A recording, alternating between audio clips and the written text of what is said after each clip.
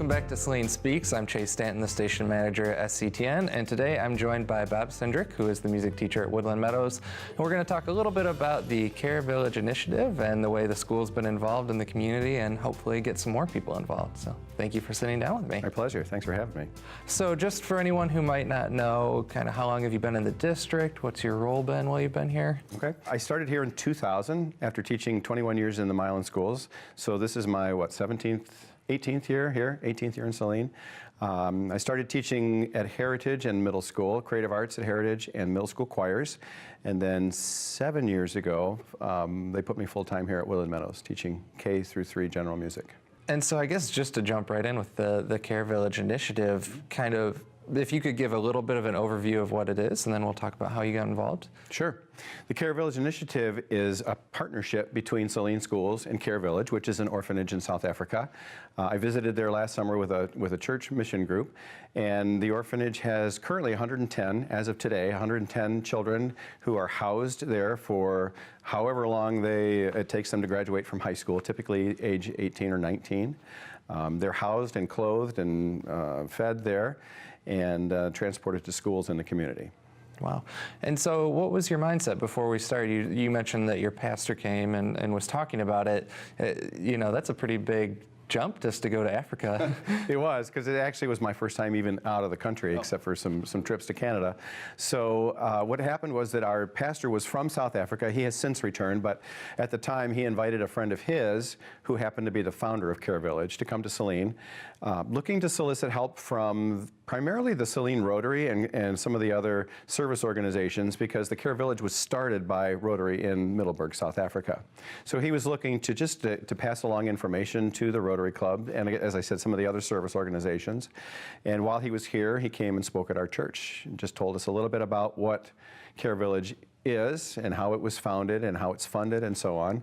I happened to sit on that meeting, and being an elder on the session for the church, just decided that it was a place that I needed to go. So here we are. And what was that experience like when you visited? It was amazing. Yeah, it was totally amazing. To begin with, we weren't certain that we were going to be able to even get enough people from the church to go. We thought we needed anywhere from 10 to 15, and we had to stop at 27. And so there was a lot of enthusiasm for the trip to begin with.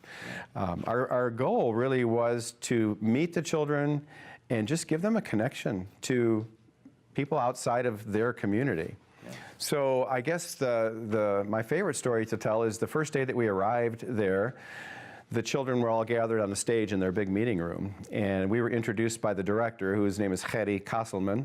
He's only been there about 1.5 years, by the way, and I'd love to speak more about him later. He's an incredible man. But at any rate, Gerry introduced us to the children and said, "This is your family from America." Wow.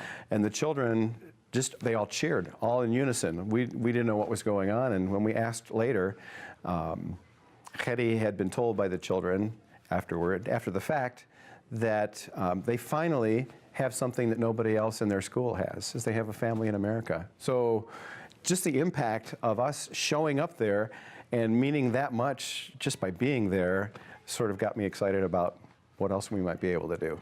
And I looked a little bit beforehand, so the mission with Care Village is to educate these children who might not have that opportunity. Kind of how does that work on their end? Okay. So what we discovered when we were there is that the children are bused to 18 different schools in the town of Middelburg. And Middelburg is definitely a first world town. It's comparable in size to Ann Arbor. They have shopping malls, 3 Home Depots in town, so it's not like it's an uncivilized part of South Africa at all. But the children are bused out to 18 different schools because they don't pay tuition. And the schools in South Africa are all tuition-based. Oh. So basically the way the schools, my understanding, in South Africa work is wherever you can afford to send your children, that's the quality of education, however much money you have. Well, the children don't pay tuition. So the government forces the schools to take a minimum number of kids from places like Care Village, and so they're bused to 18 different schools. As you can imagine, their budget is small enough as it is, but to put that amount of funding into simply transporting the children to schools is just an incredible undertaking, and so we wanted to help them solve that. The other issue is that the children have been taken off the streets typically to moved into Care Village, so either due to abandonment, prostitution, drug abuse, they've been taken from their homes, and most, if not all, are way below grade level, maybe 2 or 3 years below grade level. They're being bused into schools where the class sizes are anywhere from 40 to 60 children in a classroom. They're behind grade level, and not a great opportunity for them to become educated.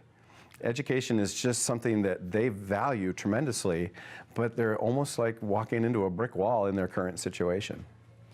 And so after you experienced that and came back, then what were the steps that you took to connect with Skott Grade in the schools and get the ball rolling? All right.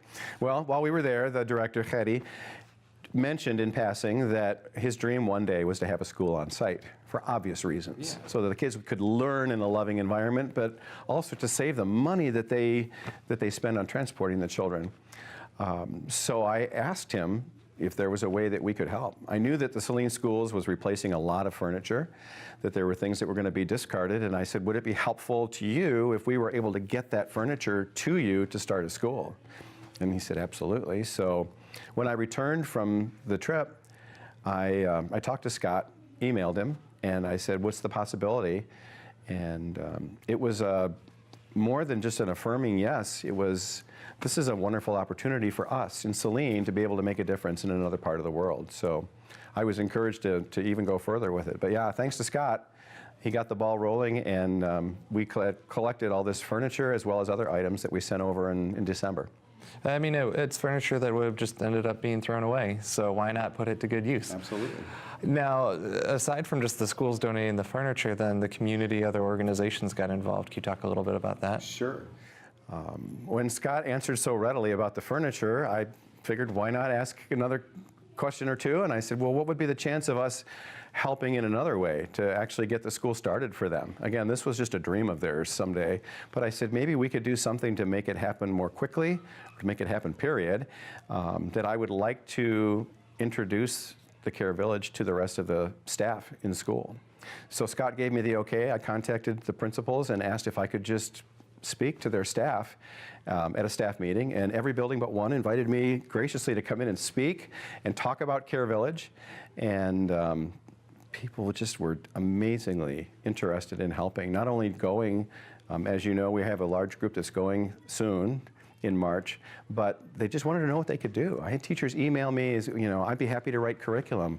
I have a service organization at the middle school that we would love to help with the loading of the container. I mean, it was amazing how many people just thought this was a really good project that they could make a difference. And then even outside of the schools, I know the library, Friends of the Saline Library donated books. There are other organizations. Can you talk a little bit about that? Well, again, our church is continuing the mission, and so a lot of the people that had traveled with me in August, some of them are going back in March, but they wanted to continue this whole process, and when we got the idea of the container going, we just started to brainstorm, how else are we going to fill this enormous container? We know we have all this furniture, but what else can we add? And we also knew that to fill these shipping containers, you want to fill every inch of space so that things don't shake, rattle, and roll and fall all over the container. So we knew that we needed things to stuff in between all the furniture. So I discovered that the Grand Bend Rotary Club in Ontario, Grand Bend, Ontario, had started a project about 10 years ago called the Global Literacy Initiative. And what they started to do, because schools are closing in Canada with tons of furniture that goes into landfills, they decided to repurpose all of this furniture, and they started sending furniture to South Africa 8 or 10 years ago, as I said.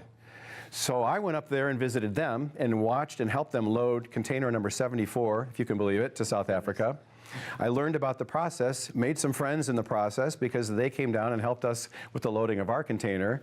And so everything just sort of worked together. We got the whole community involved. We had a teacher in Woodland Meadows here, Becca Cargell, who decided that our school could help. So she put out a flyer to all the children to take home and the families.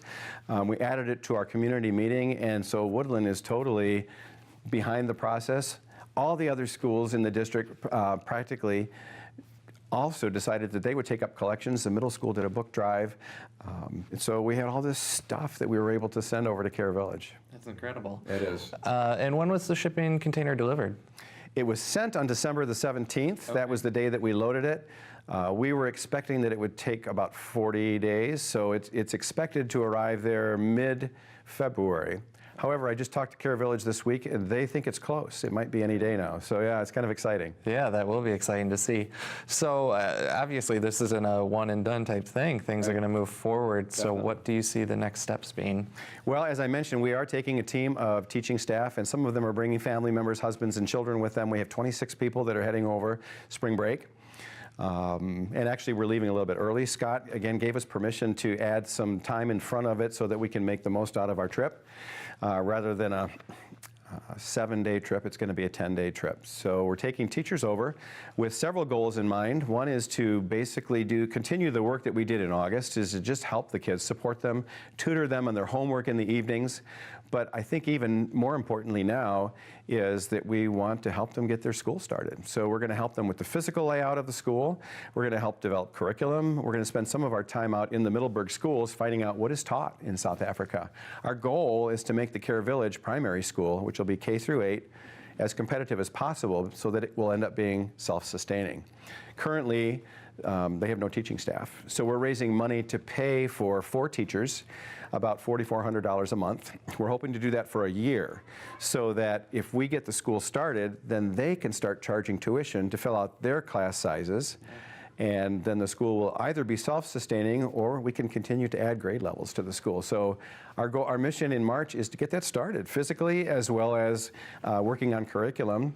On top of that, we want to identify some children from Care Village that will come here to Saline next year and spend a year studying here in Saline. So it's a long-term plan. The plan is the year after that is to maybe send some of our Saline students to live in Care Village and get their year of education in the Middelburg schools. So it's a pretty grandiose project, but we think it's going to make a huge difference. And I'm really excited about bringing some children here next year. We're looking for host families, or we will be soon looking for families that would like to host a child here. And the more families we have, the more children we can bring. It's amazing. Yeah. And so speaking of funding, obviously if anyone is watching this in the community, then the money helps. What would be the best way to get funding or help to you? We're currently accepting donations by sending them to the First Presbyterian Church of Saline or to Saline area schools. If you make a memo that the donation is intended for Care Village, it will get there. We're currently in the process of getting something on the school's website. We've got permission to do that. We just need to do a little bit of the legwork, so people will directly be able to donate through the website. Is there anything we didn't talk about you'd want people to know about this, the future, the experience? Just that this is something that I think it's inspiring for people that want to make a difference. It's just amazing how little effort it takes and how much love we can give to Care Village just by helping in many different ways. You don't have to go there to help now. We can help right here from Saline, and it doesn't have to be just financial contributions either. I have a 3rd grade class, Mr. Perry's class, who is going to make contact with the children. They're learning how to write friendly letters, and so they're going to send them to some of the children at Care Village about their age. We're going to Skype with the children over there, and again, we're going to make some connections here from Saline so that the kids over there know that we care about them, and so we're excited about that. It's absolutely incredible. It is. Well, I want to thank you for sitting down with me and talking about this today. I really do hope people get interested and want to get involved. And like we said, you can send in checks, and there will be more information coming from us and the schools as well. So Absolutely. thank you again. You bet. Thank you.